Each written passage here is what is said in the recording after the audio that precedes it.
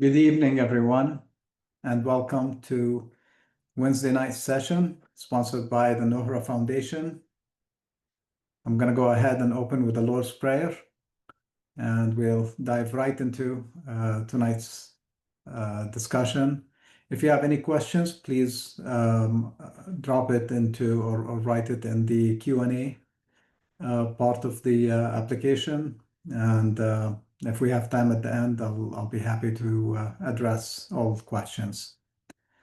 So if you take a second and take a deep breath, and I'll open with the Lord's Prayer in the Aramaic language.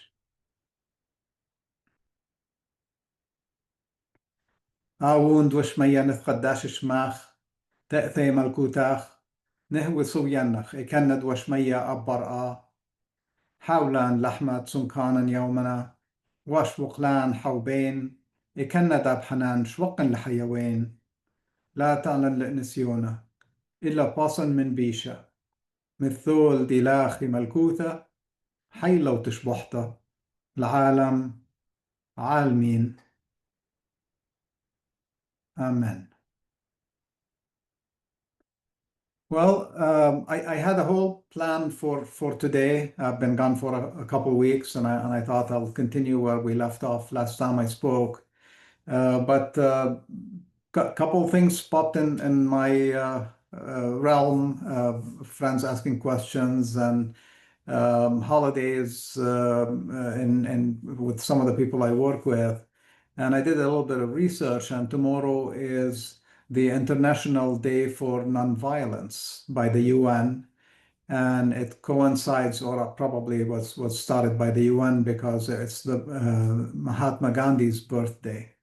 So a very large part of our brothers and sisters in the world will be celebrating with prayer, with reflection, the birth of Gandhi, who is in many ways embodied the teachings of Jesus. And the similarities between them of believing in non-resistance, non-violence. And Gandhi had the blessing of manifesting that teaching in a way that actually showed that it could win, that nonviolence can actually establish a state of change, a state of hope, and the people who were with him, and he himself eventually got killed in a very violent way. He was assassinated by one of his own bodyguards. So ideologies sometimes get in the way, but Gandhi never was afraid of that. He knew he had a clarity very similar to Jesus walking to the cross. These people have a clarity. Once you get the teachings, you don't worry about your life. You understand yourself and the importance of your humanity and your contribution. So with that said, and I can mention Martin Luther King also died violently. So if you think about these people, and none of that, they were all human. They all had, when people analyze them, they have moments of behaving in a way that we don't expect of them. The Christians want to see Jesus floating around in a white robe.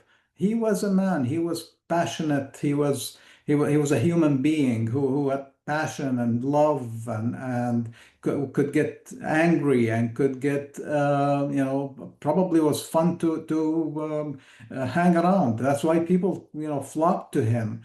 It wasn't just because of his healing powers. It was because he had charisma, had a personality. And Jesus, in his time, when he came, he made a very clear distinction that I'm not coming here to destroy the law, meaning the tradition that was being protected by the religious authority of his time. But he came to enhance it, because any ideology and any belief system, if it does not keep up with the times, it tends to lose its way. I think this is one of the reasons Christianity today is lost and is being utilized by I can say, evil forces to execute plans and do things that were never intended by Jesus.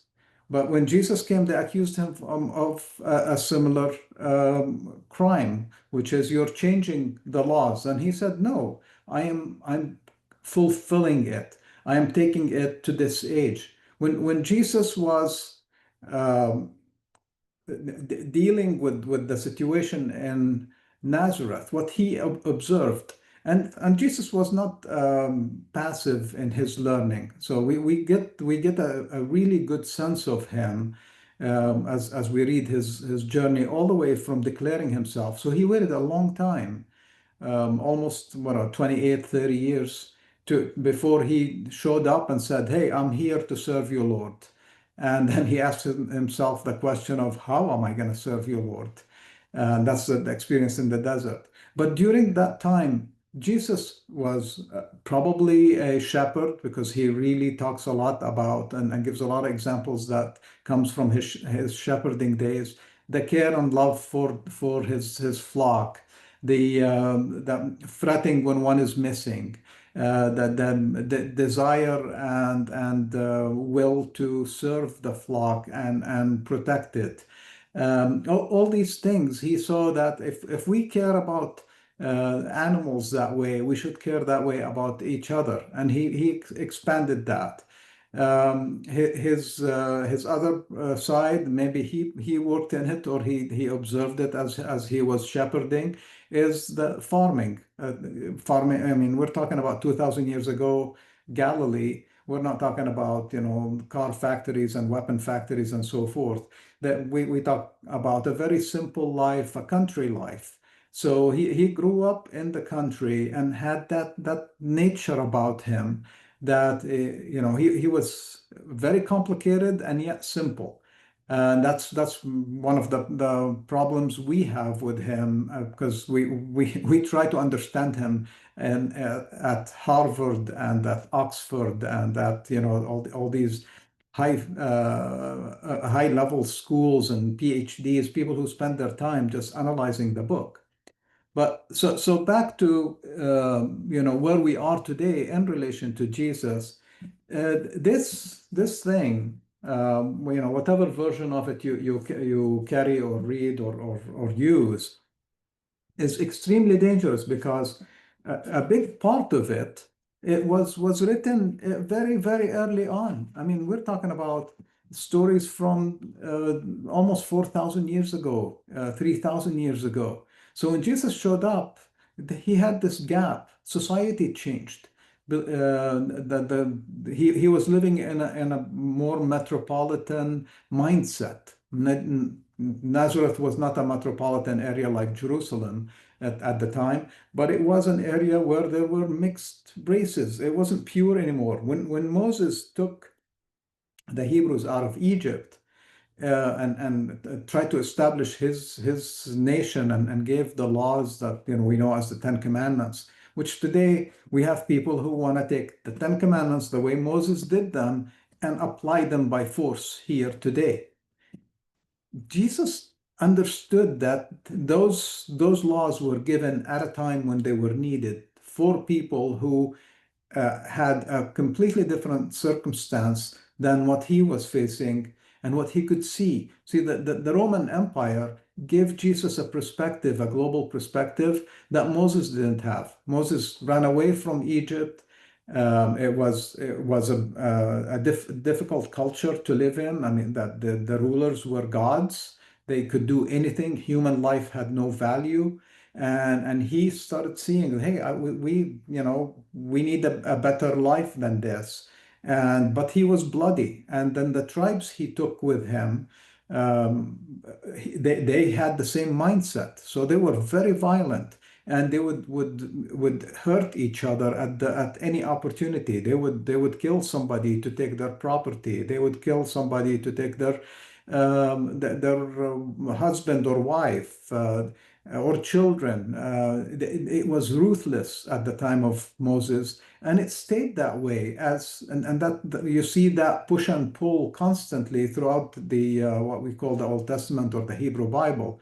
It's a tribal mindset, it's a violent mindset, and the prophets see though that the God of Abraham is supposed to bring a different perspective. But then, even sometimes, that God of Abraham, depending on the era and the time and how the neighbors of the Hebrew tribes were acting, sometimes became a fighting warrior God, like the gods of the tribes they were fighting with. So as we evolve all the way to Jesus's time, we see that he's now saying, "Oh, wait a minute." So I'm going straight to a part that I've done many times, but every time I look at it, I get a slightly different perspective. And in the time of celebrating nonviolence, if you think about just what we're going through nationally, what's happening in Europe, what's happening in Africa and Sudan area, what's happening in Palestine and Gaza and Israel, what's happening with Iran, Syria. The world is not applying that. And to me, the Day of Nonviolence should be an everyday celebration. It needs to be taught in school as the starting point for our children so we can move forward into bringing the kingdom of heaven on earth. And instead of conceptually talk about it on Sunday and then go bless our weapons bless them with God's name to go defeat the enemies. That there are no, everybody is a child of God. Jesus saw that. And when he was teaching his apostles, I'm going to Matthew chapter 5. And you have heard, so this is 5:38. You have heard that it is said, an eye for an eye and a tooth for a tooth. See, this is a Moses teaching. Why did Moses do this? It's because if he wasn't violent, if he did not threaten violence with his people, that he would have lost control over them. And he had already lost control over them. We read how when he went to pray to find the way, when he came back with the Ten Commandments, his tribesmen immediately, tribespeople, I can't say just men, tribespeople, veered away from his leadership and tried to go back to pagan ways of thinking and so forth. So he basically threatened, and he was tough. He was very violent. He murdered children and to get out of Egypt. So we think of him as a prophet of God, but he was a very complex personality. Even if whether he was historical or a combination of people who acted in that role, his history. This is Moses is very bloody. So, but when he wanted to stop crime and stop violence in his community, he immediately told them, "Listen, you do something bad, we are going to do the same bad thing to you." That's the deterrent. But initially, his Ten Commandments were not punitive. He basically said, "Do the right thing. Do the right thing. Don't chase your neighbor's wife. Don't curse or use God's name in vain." Eventually, he's like, "Okay, and if you do, I'm gonna break your back, beat you up, and kill you in many cases." So we see that, and that's the religion that Jesus came into. And it's like, okay, wait, we've had this 600 years of trying to evolve, but the mindset hadn't moved forward. And he's saying, if we have to live with the Romans and the Samaritans and the Assyrians who came and settled here a few hundred years ago, and the Arameans they didn't call them Syrians, but the Aramean people who were all around them, and they spoke the same language. They looked a lot alike. So basically between circumcision and clothing, that's the only time you could tell somebody different from one to another. to this day, a lot of the areas in the Middle East, that's how you know people from which village and which religion is usually the color of their dress, the type of pattern they have. You can say that these women who are going that way are from that village or from this village. So Jesus saw that all of this around him, and now he's dealing with his people who are believing in eye for an eye and a tooth for a tooth.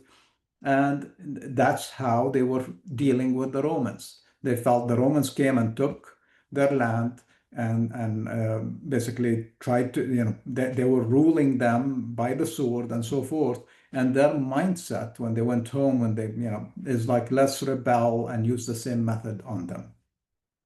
So Jesus is trying to avoid bloodshed, but I say to you, you should not.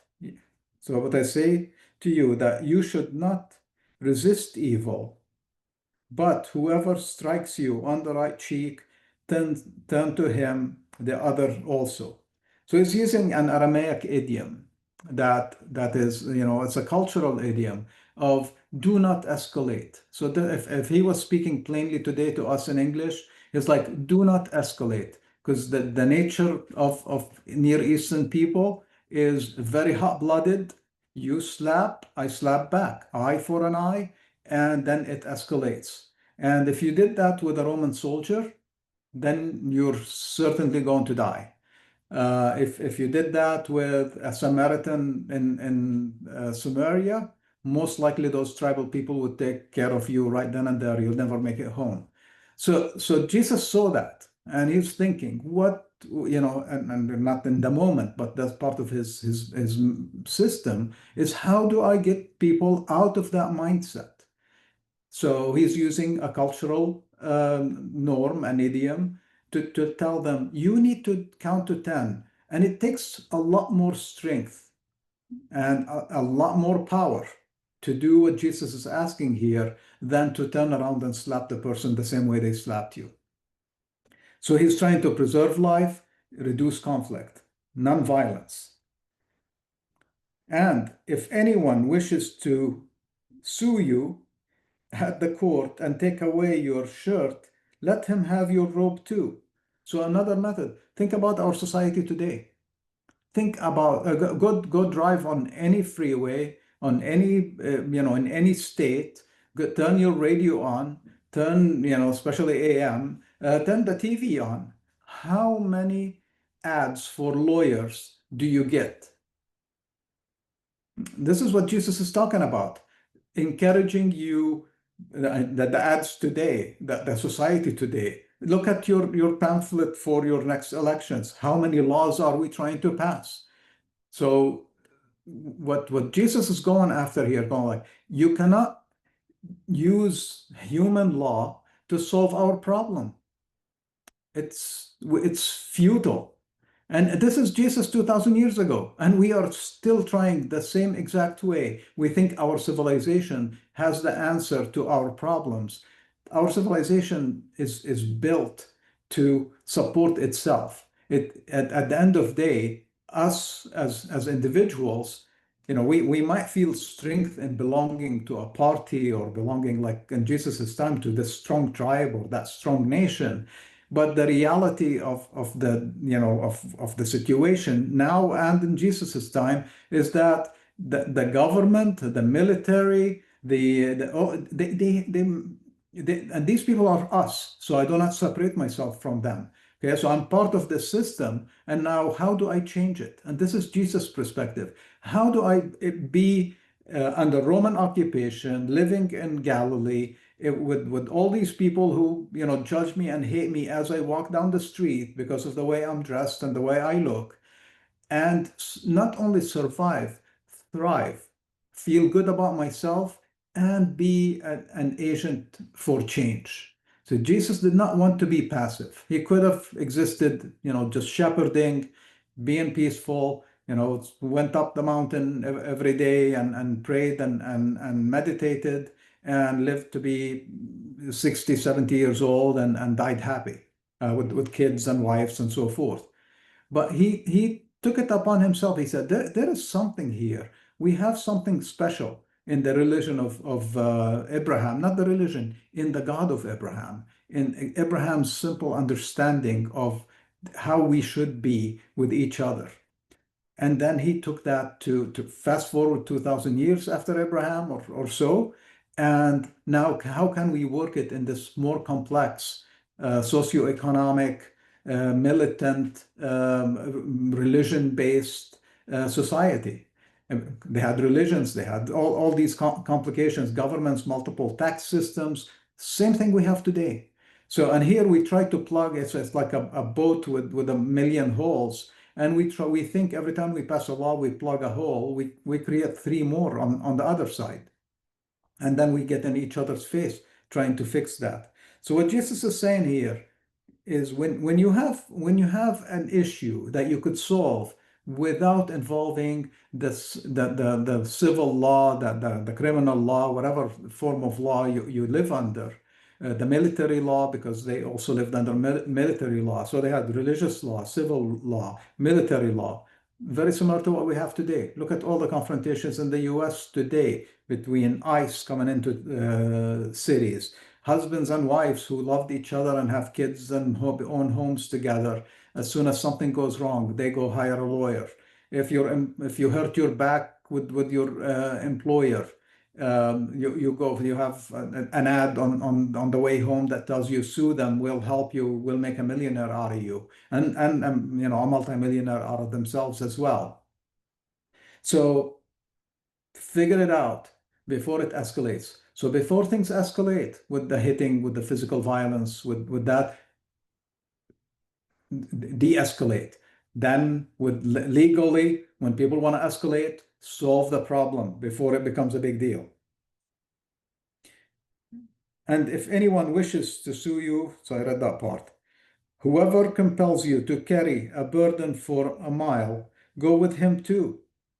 So again, this is straight from the culture, because the people who, especially the Roman soldiers, and I bet that Jesus spoke about this because most likely he was one of those people. He was sitting probably in the yard of, in the plaza of his town, because he used to go there and watch the peacemakers and watch the merchants and watch the caravans come in from out of town with new goods and so forth. I bet so one day a Roman soldier grabbed him by the neck and said, okay, come with it. You look strong and sturdy. Come and help carry our stuff. We're moving from this part of town to that part of town, or from this village to that village.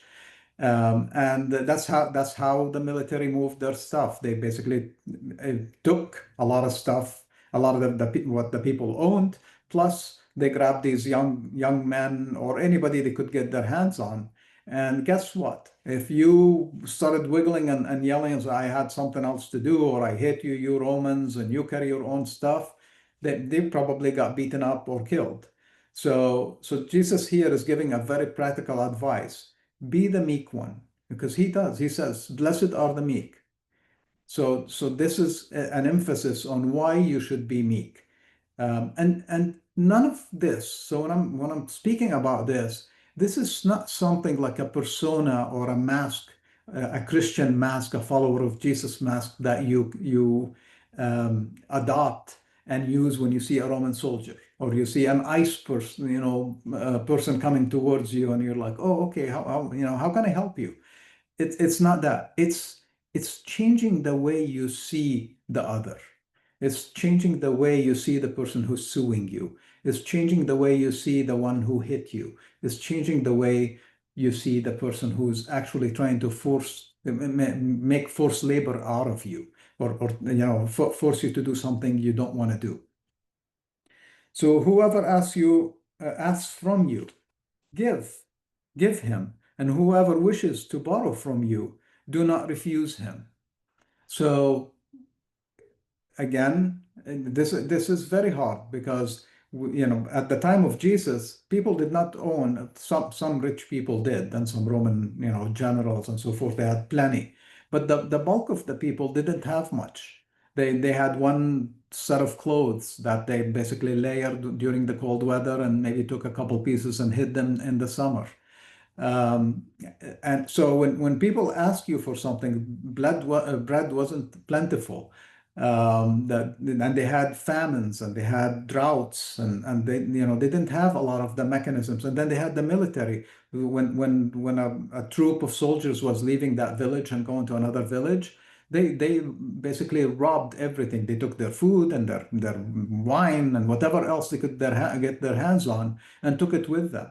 That's the nature of an occupier, and we see that today. It's not that mindset has not changed. That this and it's maddening that 2,000 years later that we know, and so a lot of the today that these countries that do these things and the military that does that, a lot of them were an enlightened religious cross or crescent or whatever, even Buddhist countries have military. Everybody has military. The atheists have military. It doesn't matter because the mindset is the same. So spirituality, that the underlying layer that Jesus was talking about, is what we are trying to lift up, is what needs to be lifted up to lift up the world today. Today, I think a peaceful group of boats was going to symbolically break the Israeli barricade against the Palestinians with human aid, a symbolic amount of human aid, but just a solidarity show. The military boarded their plane and they arrested all of them, and eventually they probably send them back home. So hopefully they won't hurt them. And these are educated people. These are politicians from European countries, lawyers, human activists, human rights activists, etc. But they're running into that machine. See, that Jesus saw the machine, and the machine is a political machine, it's a military machine, it's a money machine, it's a power machine. And if you continue to try butt heads with it, Jesus knew you're never going to break it. But Gandhi proved the military machine of England, of the not England, it was the kingdom, the United Kingdom, and the king felt he owned all the people of India and all the land of India and all the goodness of India, all the crops of India, and Gandhi, a guy, he was very slight and so forth, but he had the will, similar to Jesus, to say we can defeat this. Oh, and he wasn't trying to defeat it. He was trying to change its chemistry. He was trying to change the whole chemistry of India, where that kind of power could not exist, could not thrive, because it thrives on resistance. Power resistance, non-violent resistance, it has no answer to that. That's the same exact reason the movement of Jesus, the early movement of Jesus's followers, threatened the Roman Empire. So for 200 or so years, that started festering. When Jesus talks about God is like a woman baking bread, and she takes basically a handful of yeast and puts it in 50 pounds of flour, and that yeast changes the nature of flour. See, that's my favorite of his parables, because it just gives you how first that yeast, when you're learning this stuff, gets inside you, and it starts eating away all these teachings that you learn about your nationalism, pride, power, wanting to possess, wanting to control, and it just starts dissipating it. And the more you're in it, the quicker that yeast works in you, the quicker the kingdom works in you, and then it frees you up. So he said, do not refuse him. You have heard that it is said, be kind to your friend and hate your enemy. Okay, so that was a Moses teaching, to be kind to your friends, because he was trying to build a tighter society. So he recommended, do not envy what other people in your community have. Do not try to take their property in the form of wives or kids or other. So don't steal, don't covet.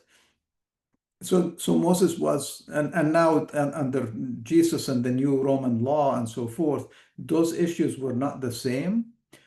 But then the new introduction is now these Romans are living with you, the Samaritans living with you, the Arameans living with you. They have different gods, different ways of doing things, different type of foods that they eat, food that offends you in some cases. So, and this is our society today. We look around and not everybody looks the same, and people are marrying, from different areas, and that threatens people, and we've seen that throughout our even recent history. The neighborhoods that were in to this day in cities like Chicago, New York, Phoenix, almost every big city has these ethnic centers and where people look a lot alike and they come from the same village from Europe or from South America and so forth.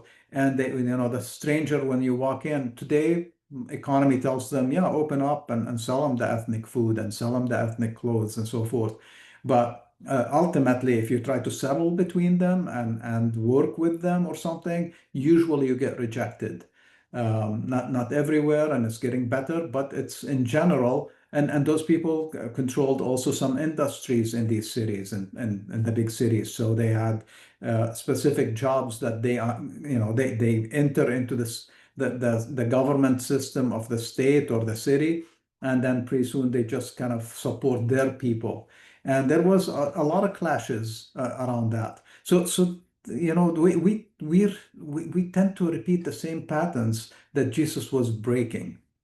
So here, when he says, "This is what Moses tell you," and he's prepared. See how he's like that, the yeast corrupting the bread. He's doing the same thing. He just softened them with the turn your cheek and so forth, and then he drops probably one of his most controversial, hardest um, teachings that most people, including me, struggle with to sustain. So there is a thing about Jesus's teaching, and the teaching here is, "But I say to you," and they're all going like, pulling their face, like, "What do you say to us after all this?" He said, "Okay, if they hit you, turn your cheek. If they ask you, give them. If they want to sue you for your shirt, give them your cloak too. If they ask you to carry for a mile, tell them I'll walk too." See how these young men who were with him, young and women following him. He's going like, "Okay, what's next? But I say to you." See, now he says like, "Okay, now this is the evolution. Love your enemies. Bless anyone who curses you. Do good to anyone who hates you." Thank you, Jesus. Now, we thought just turning your cheek is hard enough to control ourselves in that moment. Now you're telling me that I have to love my enemy, bless the one who curses me? Because in the Near East, cursing is very common and it creates a lot of problems. So now when somebody is putting a curse on you, wishing you to fail, wishing you to die, to get diseased, to lose your business, to lose your children, that's the kind of cursing we're talking about. We're not talking about somebody, giving you a middle finger or saying a bad word to you. This is, basically dumping on your whole tribe and your whole family and really making you feel bad. And he's saying, now I have to bless that person, turn that curse, and return it with a blessing. See, it's all about diffusing. It's all take what's the bad stuff that society teaches you and look, take the high ground, take the correct way. And by saying love your enemy, love. And this is not romantic love and go give him flowers. This is changing you from the inside. How can I love a person who I define as enemy? And the word that's used in Aramaic, enemy, is anybody who is against your way of being, against your way of thinking, opposing you, opposite to you. So the word is power. It's like anybody who is not like you.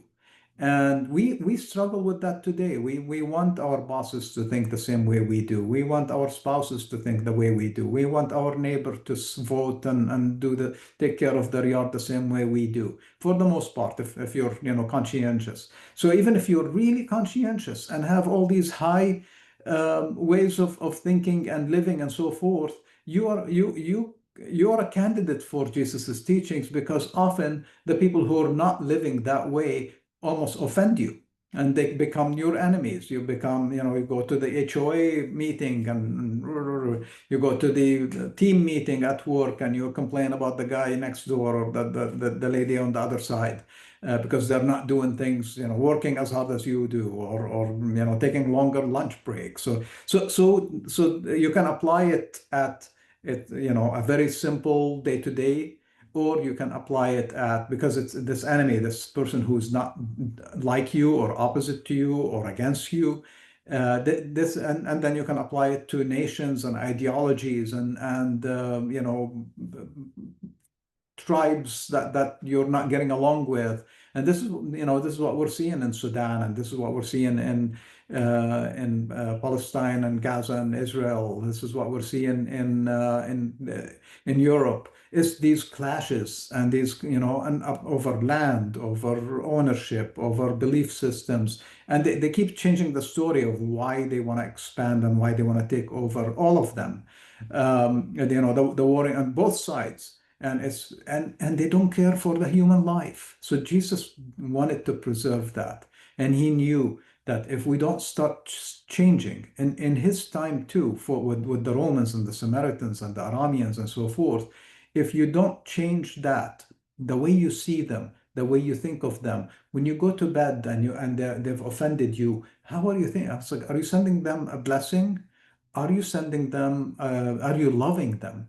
And when you start loving somebody, I can imagine Jesus when he was carrying the burdens with the Roman soldiers, and they're pushing him or shoving him, and he's like, anything else I can do, and sincerely from the bottom of his heart, it's like, I mean it. Can I help you?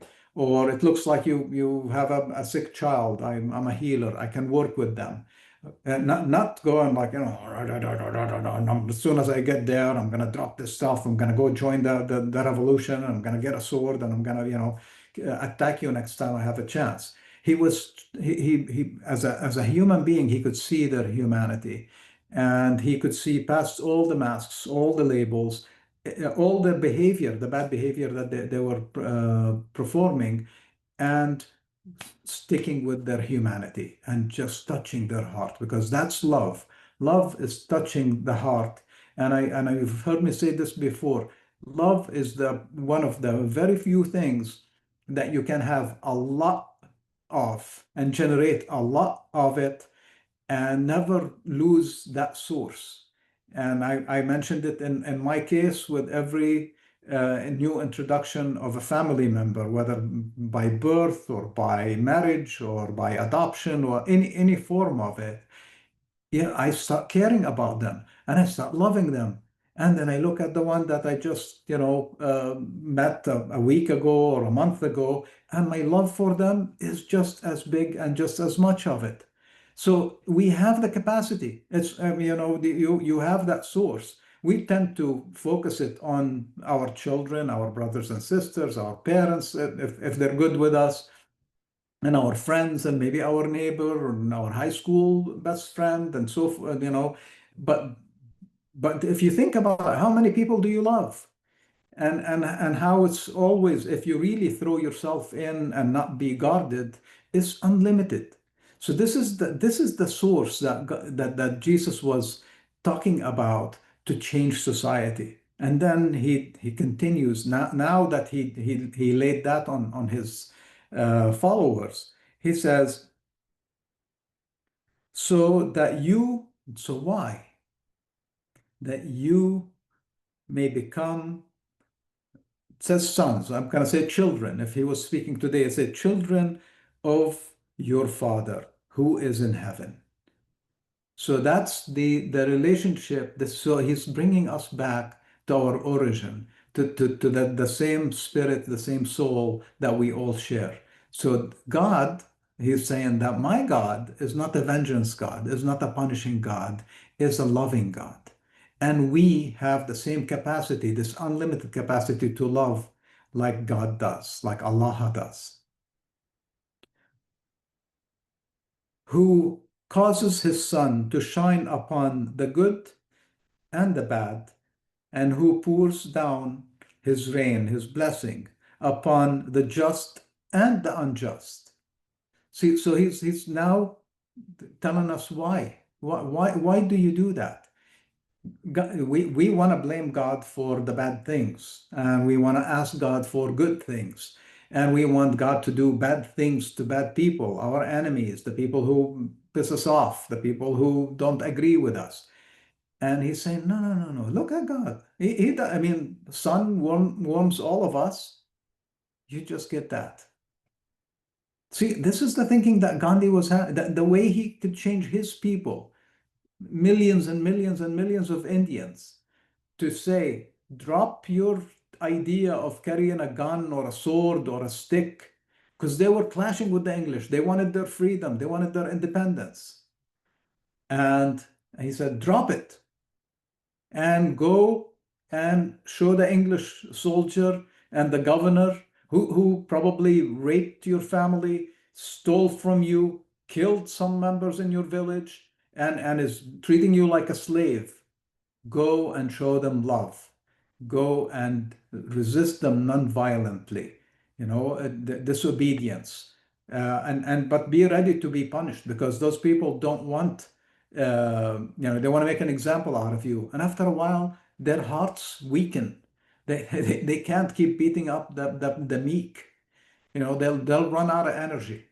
And eventually they'll feel bad because their soul is going to wake up. And when their soul wakes up, they are going to pack their stuff and go back to their country. Or some of them might stay and say, you know what? I sinned. Forgive me. I want to stay with you because you are leading the right way. You're living the right way. And please forgive me. And when you have that, that's part of Jesus's kingdom. You have to forgive these people. And when Peter asked Jesus, how many times do you forgive the people?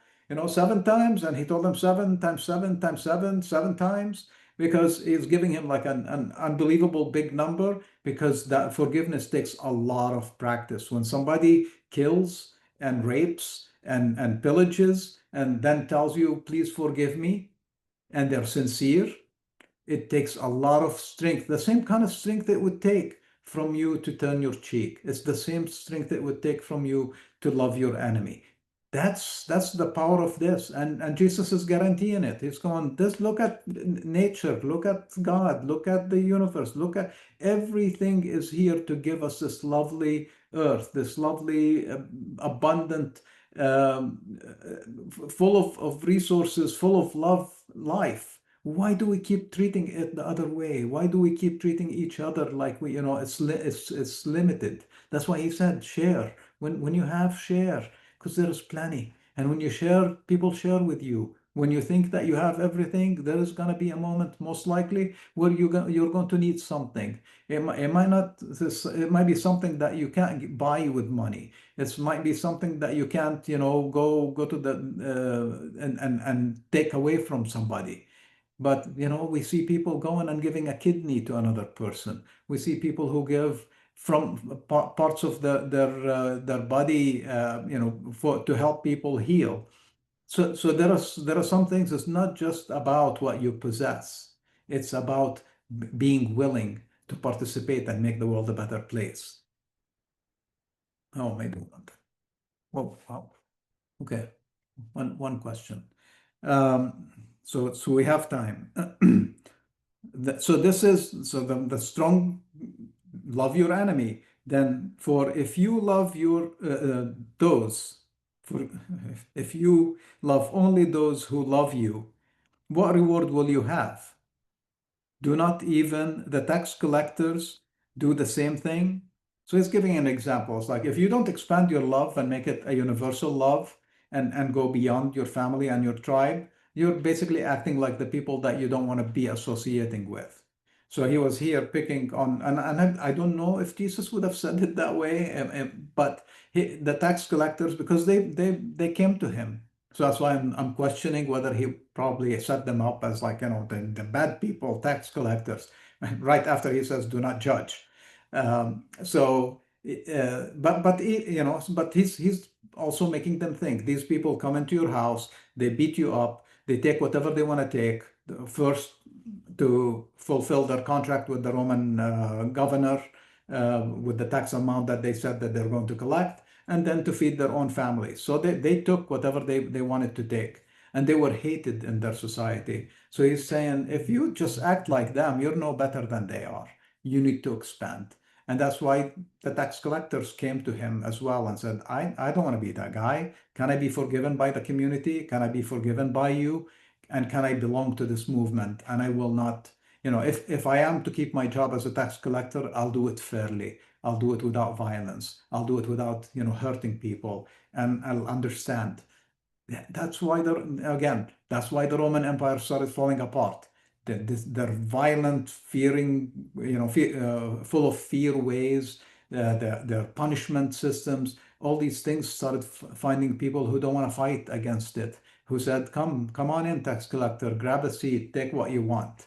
And it's like, oh, I'll go to the guy next door who will resist me. You're good people, and so forth and so on. And then when everybody was good, the tax collector had nobody to beat up, and became a part of. And then the Romans then could not recruit tax collectors. They could not recruit soldiers. They could, they could not set an example of somebody's like, come to the village. Everybody in the village goes, hey, the Romans are here. Let's help them out and carry their stuff to the next village and get them out of here as quickly as possible. And the Romans kind of like, okay, fine, we'll just, thank you for helping.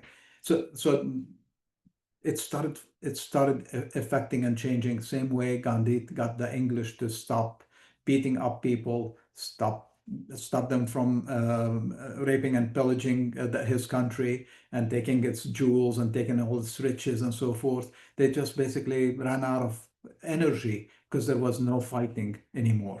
And then he says, and if you salute only your brother, same example, what is it more that you do? Do not even the tax collectors do the same thing? And this is beautiful in Aramaic. So therefore, become Gemira, just as your Father in heaven is all inclusive. All inclusive, the good and the bad, the just and the unjust. That becomes so you love your enemy, then you become known as children of God, people who act the way God acts, the way God would want us to live with one another. And then a big key to that is being all inclusive. That perfection, that the translation that Lamza has and other Bibles have, the perfection is in that all inclusiveness, in your sun shining on the good and the bad, and your rain falls on the just and the unjust. And your love is for everybody, including the tax collectors, including the Roman soldiers, including the Democrats and the Republicans and the people who are not of the same skin color or same sexual orientation or same age group or same accent or same language or same clothes or same anything or passport. See how all that goes away in the kingdom of heaven, and we have one thing. We have the kingdom that governs us. And in that, whether you succeed or not, because your goal is not to change, but to change yourself so you can live in peace. And when you live in peace and you start spreading that peace around you, and you start spreading that with love, not with force and power, it changes. Thank you so much. And I'm going to take the question. If you have any other questions, please don't hesitate to add them. So you believe he was a shepherd and not a carpenter is the question. Uh, well, you're talking about Galilee 2000 years ago. There isn't that industry and the timber around and so forth for a carpenter. Some people, I think, had, because the Romans did hire people to build amphitheaters and the watershed systems that they had. And so they built civilization, and people built temples and other things. So there were people who were that way, but we don't get a lot of Jesus giving examples about being a carpenter. I think his dad might have helped in town. So when somebody had a broken door, Joseph might have taken Jesus with him, and they, fixed the door, and or a window, or I don't know if they had windows back then, but he did little work that way probably as a teenager, and learned some things. But a lot of his examples are about the seeds, and are about the observation around town. So he spent time in town, and then his shepherding, because he has a lot, and that's why he was known. That should be the symbol of Christianity, is as the good shepherd, not the guy on the cross with holes in his arms, and a crown of thorns on his head. He was such a beautiful, beautiful, powerful teacher, that we should always think of him as a leader of a flock, and a peaceful flock, a flock of sheep, not a bunch of warriors with arms, and wanting to destroy the world and control it. It's people who are just spreading love. I was talking with Dana, my wife, yesterday. I said, Jesus was so chill. He would have been basically like a hippie. He was. That's why the Romans did not, when they saw him and they started hearing about, and people coming and gathering to listen to him. We hear thousands coming to listen to his talks. And the Romans did not feel like, let's go kill that dude. He was like, oh, he's not carrying a sword. He's telling all his followers not to carry any weapons. He's telling them not to even carry material stuff. He's a chill dude. And even when they took him to try him before they killed him, the Roman governor said, I don't know why. They want you dead. That your own people want you dead, so I'm going to give them what they want to keep the peace. But if it was up to me, he would have not done it, because Jesus did not exhibit anything other than these teachings. And the Romans knew they had spies. They kept their eyes on who's rebelling and who's not, just like our governments do today. And I've seen it all across the world, where people who start thinking of changing the system in a non-peaceful way. And to be honest, I think a lot of people who try to change the system in a peaceful way, they get targeted too. Non-resistance, and they study history like we do, the people who are in these positions, and they say, no, non-resistance could be more dangerous than resistance. So now their eyes are open. So when you're wanting to bring change, you need to bring it with your heart, and you need to start with yourself, and then evaluate, is that kind of change, is putting a new government in place really the solution to our problems? Is beating somebody out of the seat and bringing somebody else into that seat? Are they going to basically be under the same law, lead the same military and police and intelligence service and so forth, and it's just going to be a different mask, a different face sitting in that seat that maybe initially started in a good way? That's why I always separate your true being from the society you live in, and you can make it a better society, and then yes, good people will lead. And early followers of Jesus made it very high in a lot of governments, including in the the early Muslim empire. They hired a lot of Christians into high positions. And some people were envious, because they're going like, why would you put a Christian in a very high government position? They're not the same religion. They didn't trust them. And the leaders could see that they're just purely good. So it wasn't the fact that they were Christian. They were good people. You could trust them with money. You could trust them with secrets. You could trust them with projects. They would execute and not steal. They would give advice that actually is good for the people, not just good for themselves. So that's how the early followers of Jesus, and to this day, good people make it. Good people are trusted. I've been in many businesses where there are people who are maybe undereducated or older or whatever, but they are the pillars that the business is built on, because they're good people. They come there, they care about the people, they care about the business, they care about the customers, and when you do that, you rise. It doesn't matter what degrees you have, where you came from, and what school you went to. You rise because you're just good. This is the secret of the following Jesus and his methods. And I'm not saying he was not Christian. He managed to find the same exact way. Martin Luther King had more fundamental upbringing and so forth, not necessarily what we teach about Jesus, but he saw the value of Jesus's teachings, and he didn't let the labels take away his humanity. So he went that path. And I can name more and more people, but it's not about that. It's about finding that and the peace that you get when you have no enemies. I think I ran out of time. No, we have a few more minutes. Okay, good. I have more questions. Thank you. I really enjoyed. Thank you. And thank you for the birthday wish. My last week was my birthday as well. Thank you. Another thank you. Okay, here is, what I was saying. In just about all the cases, leaders of non-violence are killed. Why does this seem to be the dynamic of humanity? How does that courage encourage others to become students of non-violence? Because of the rest of the formula.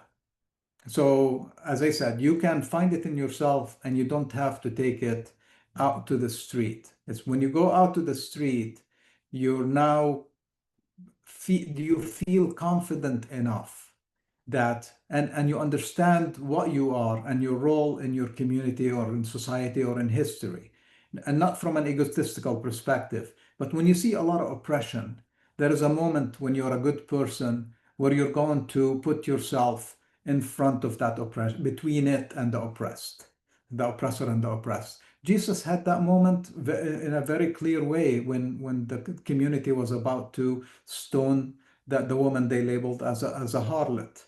And he saw her humanity and he saw their humanity. So he tapped on that and risked his life. That moment could have been the end of Jesus's ministry. They could have stoned him, accused him of supporting the wrong person, and he would have lost his life. He managed to escape. And he escaped multiple times when he spoke the truth.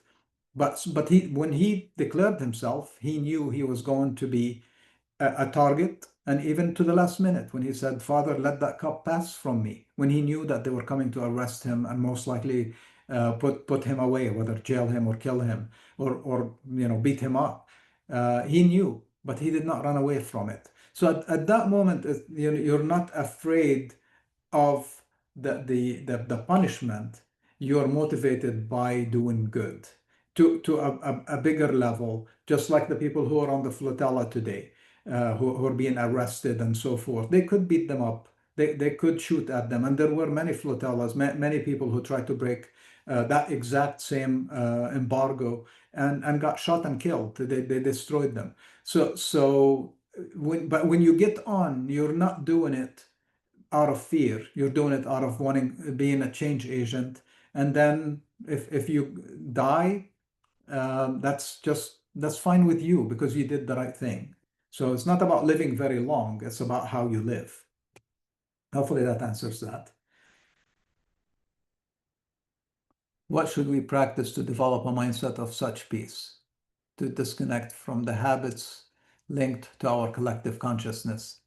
You were born with it. So the Jesus method, if I call it that, is about going back to your origin. That's why he said, let the children come to me, or said, be born again, meaning walk on heading that way. And you'll see it once you start practicing, it is a practice. And that's why I hinted at it, but I didn't say it clearly probably, is that the Jesus method is very hard to maintain all of it at 100% all the time. You will constantly be challenged, and we see that in Jesus' ministry himself. In his life, he had moments where he got angry. We had moments where he cursed the tree because it didn't have, he was hungry for figs. I've had the same exact feeling where I walked to a fig tree and I could see the figs on it, and I picked one and I tasted it, and it was tasted really bad, and I basically curse the tree. Jesus's movement said that the tree died. Well, I don't think Jesus would be motivated to kill a tree because it had a bad fig. But people chop those trees because they never produce good figs, and they would rather put a new seed in the ground that would give them good figs. So we do that anyway. But so so so just practice, take these teachings and look around you and start to change. When somebody upsets you, it's a practice. And then after a while, when you can get to reach that moment where you're actually loving them, when you go by and they are hurting and you actually be the shoulder they cry on, or you when they are in need and you contribute, you start the drive to help them out of that. When their house is in need of fixing, and you start the community movement to go. That's it. It's the action of living these principles and doing it with your family and doing it with your close ones, because a lot of our friction begins with the circle that we touch. And sometimes it's much easier to go, I don't want to, I can't fix my surroundings, so I'm gonna give to a cause across the sea. It's all connected. And when we bring the kingdom of heaven has no place, that's why, Jesus was not about building monuments for Christianity and for God. He said God is everywhere and the kingdom is everywhere, and it's always available for us to tap into. And that's what I'm saying. It's a practice, because you think that you got there, and then you find yourself slipping. And when you're not practicing it, when you're keeping yourself away and hiding your knowledge and your goodness, you lose that. So practice it, and practice it safely in the beginning until you're full of confidence. And that confidence, you'll know it because you'll feel free. You'll feel you're not afraid to say the truth. You're not afraid to do good to people who might not even expect it from you. Or when your tribe says you shouldn't reach across and actually bless somebody, or take a, so that's the way. It's just a practice. And I am 2 minutes over, but I have one more question. I'm going to most likely be speaking next week. Dr. Erico will speak.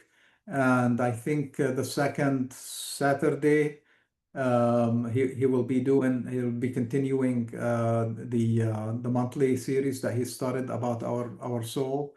He probably will make that announcement, but most likely, I think next not this coming weekend, the weekend after, he'll be holding that session. So if you haven't registered yet, and if you were with us last month, please join us. Thank you so much for your time, your attention, your lovely questions, and until next time, God bless you.